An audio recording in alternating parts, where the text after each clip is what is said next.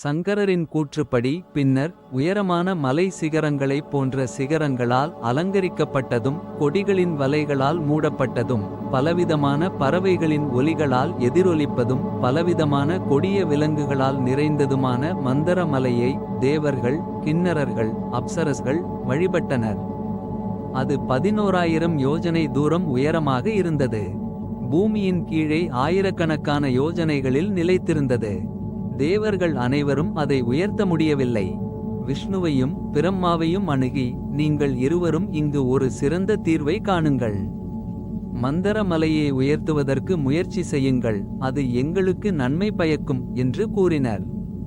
விஷ்ணுவும் பிரம்மாவும் அப்படியே ஆகட்டும் என்றனர். பின்னர் பிரம்மாவால் தூண்டப்பட்ட ஆதிசேஷன் நாராயணனால் அந்த செயலில் பலம் பொருந்தியவனாக கூறப்பட்டான். மகா பலம் பொருந்திய ஆதிசேஷன் அந்த மலைகளுக்கெல்லாம் ராஜாவான மந்தர மலையை வேரோடு பிடுங்கி எடுத்தான். பின்னர் தேவர்கள் அனைவரும் கடலை அடைந்தனர். அமிர்தத்திற்காக இந்த கடலை கடைவோம் என்று கூறினர். அதற்கு கடல்களின் அதிபதி, எனக்கும் அதில் பங்கு வேண்டும். மந்தர மலையின் சுழற்சியால் ஏற்படும் பெரிய அழுத்தத்தை நான் தாங்கிக் கொள்கிறேன் என்றான். தேவர்களும் அசுரர்களும் கூர்ம ராஜாவான ஆமைக்கு, இந்த மலையை தாங்குவதற்கு நீங்கள் தகுதியானவர் என்று கூறினர். ஆமையும் அப்படியே ஆகட்டும் என்று கூறி தன் முதுகை கொடுத்தது. இந்திரன் இயந்திரத்தின் மூலம் அந்த மலையின் உச்சியை அழுத்தினார். மந்தர மலையை மத்தாகவும் வாசுகியை கயிறாகவும் ஆக்கினர். தேவர்கள் கடலை கடைய ஆரம்பித்தார்கள். அமிர்தத்தை விரும்பிய தேவர்களும் அசுரர்களும் பிரம்மாவோடு சேர்ந்து கொண்டனர். மகா அசுரர்கள் வாசுகி பாம்பின் ஒரு முனையை பிடித்து கொண்டனர்.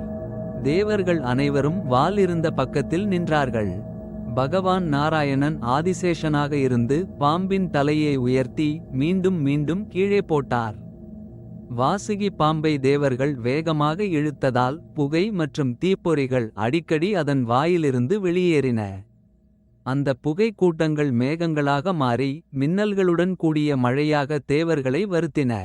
மலையின் உச்சியிலிருந்து உதிர்ந்த மலர்கள் தேவர்களையும் அசுரர்களையும் மாலைகளால் மூடின.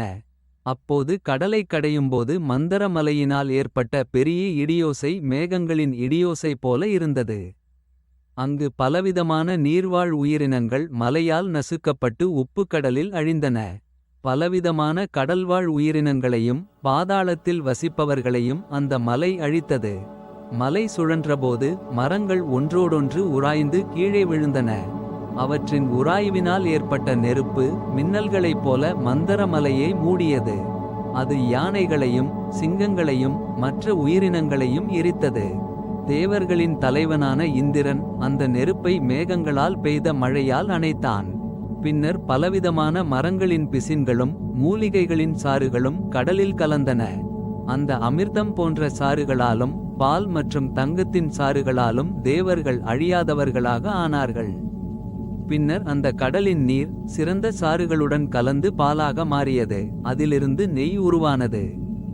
பின்னர் தேவர்கள் பிரம்மாவிடம், நாங்கள் மிகவும் களைப்பாக இருக்கிறோம், அமிர்தம் இன்னும் வரவில்லை. நாராயண தேவன் இல்லாமல் அசுரர்களும் பாம்புகளும் இல்லாமல் நாங்கள் நீண்ட காலமாக கடலை கடைந்து கொண்டிருக்கிறோம் என்று கூறினர். பின்னர் பிரம்மா நாராயண தேவனிடம், விஷ்ணுவே, இவர்களுக்கு பலம் கொடுங்கள், நீங்களே கதி என்று கூறினார். விஷ்ணு, நான் அனைவருக்கும் பலம் தருகிறேன். அனைவரும் சேர்ந்து கலசத்தை கலக்குங்கள், மந்தரமலையை சுழற்றுங்கள் என்றார்.